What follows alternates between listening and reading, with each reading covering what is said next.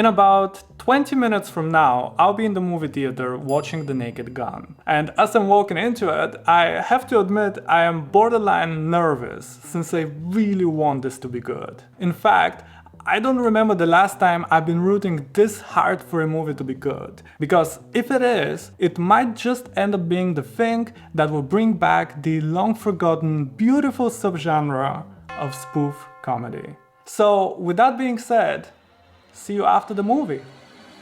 Alright, I'm back.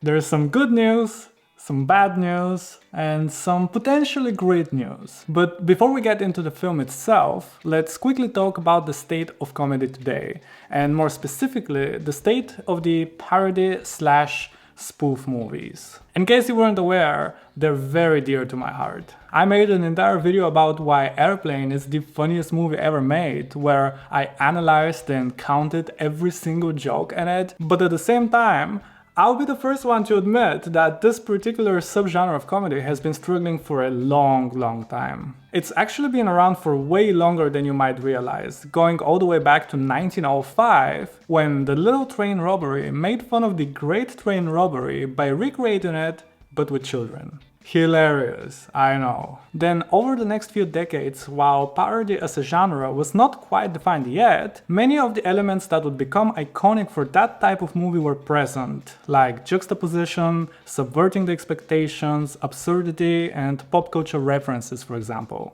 It wasn't until the 1960s though that spoof evolved into something more recognizable. You had films like Doctor Strangelove, which wasn't just a satire of Cold War politics in general, but it had flipped the entire war thriller genre on its head. And then of course the success of James Bond inspiring a series of movies making fun of all the cliches you can think of in a spy film. Then, the 1970s is when everything really started to click, with filmmakers like Mel Brooks and Monty Python bringing the idea of spoof into the mainstream.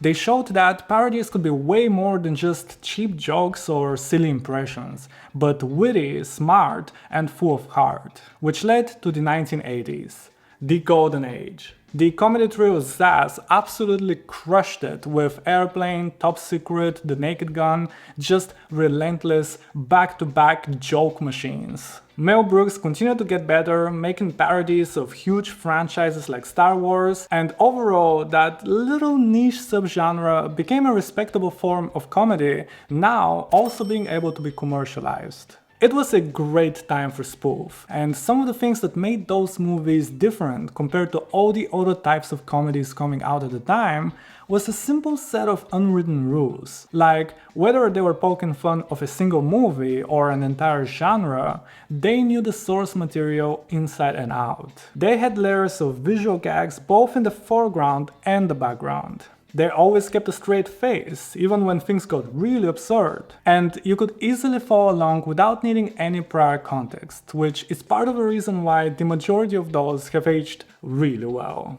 Actually, David Zucker, one of the key people involved with them, recently made a list of those unwritten rules. And spoiler alert, that will be able to tell us exactly what went wrong. See, in my opinion, as someone who knows nothing about anything, comedy is by far the most difficult genre to get right, and parody movies could be deceptively simple. They look easy to make, but you have to work way harder and get way more things right compared to any other type of comedy. Which is why, in the 90s, we saw a massive decline in quality. Other than a few really good outliers here and there, the subgenre in general struggled to capture that same magic from the previous decades. Maybe because the studios tried to capitalize and got lazy, maybe because the comedy landscape was shifting, or maybe just because the audience got tired of it. But it was a lot more low-hanging, surface-level jokes rather than those really well-crafted, witty, and elaborate visual gags. Until right in the turn of the century, Scary Movie hit. It took the core principles of spoof and gave them a new life by combining them with the edgy teen comedies that were popular at the time, and it was such a huge success that it sparked a whole subgenre of the subgenre, the movies. Epic movie, date movie, disaster movie, you name it. Most of them felt like cash grabs and were getting increasingly worse by relying on cameos and pop culture references that were already outdated by the time they hit theaters, so the whole thing just felt tired, soulless, and forgettable.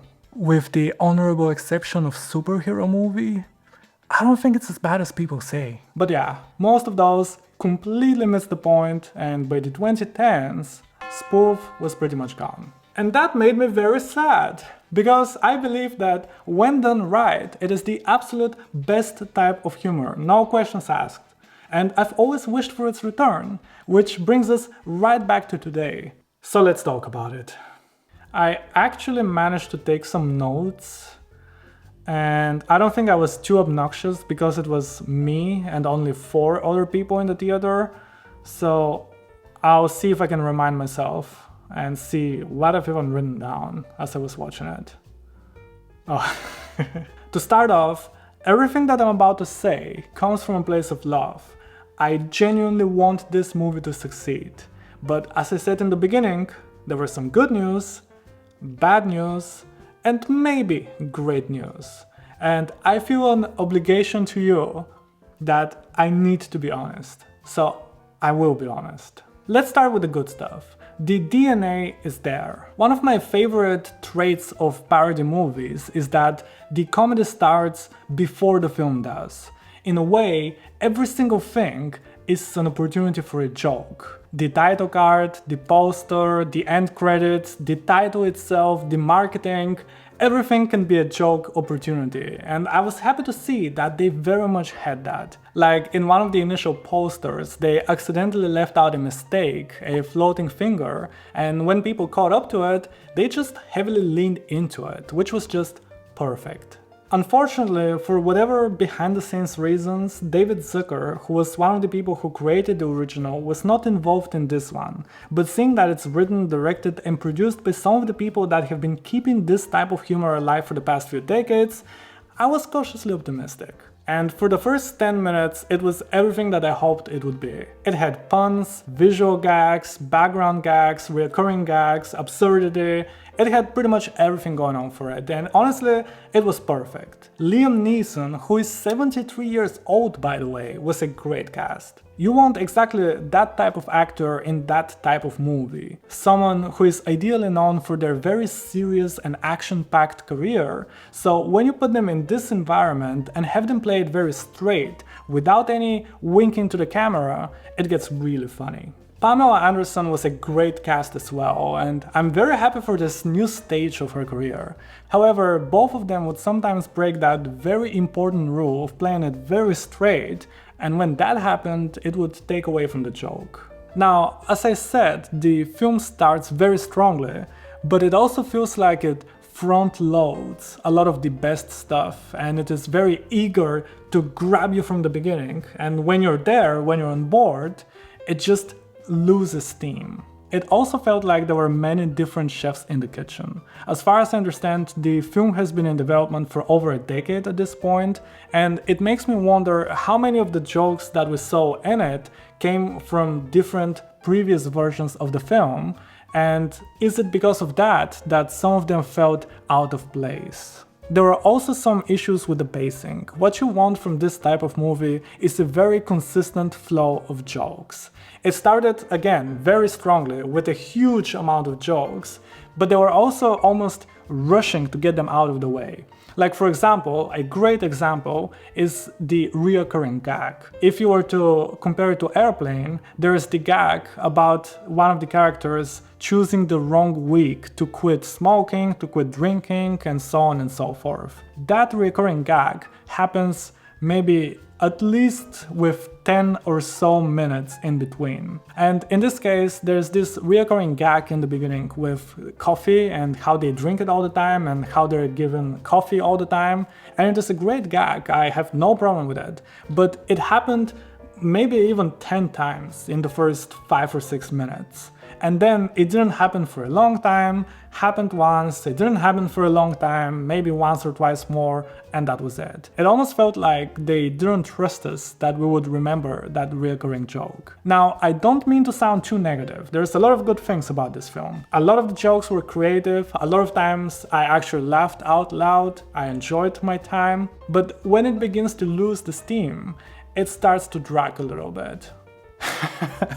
I have written in capital letters, no potty humor. And I mean it. If I could ban one type of jokes, it would be potty humor.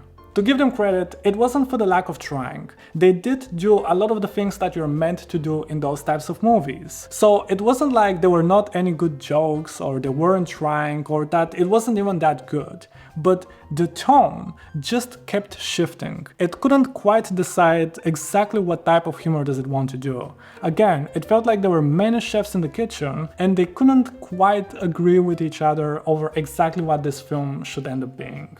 Yeah, I mean, if I was to draw a graph about the funniness of the movie, it would go something like this. But my opinion doesn't matter. What really matters is what the audience will think about it. Because again, I really hope that this movie ends up being successful at the box office. Because if it is, it might just mean that the spoof comedy will finally make its comeback. And there's hope. Recently, Mel Brooks, who is 99 years old, personally announced Spaceballs 2, and you could tell that it carries that same DNA of what made his movies so good back in the day. That self-aware, making fun of itself energy. After 40 years, we asked, what do the fans want? But instead, we're making this movie. So fingers crossed that this is the beginning of a new trend. And until then, I want to hear about your opinion. What did you think about it? Did you see it? Do you want to see it? Do you even like this type of humor? Maybe I'm not as subjective about it as I think. I don't know. Let me know in the comments below. I read all of them and I'll see you in the next one.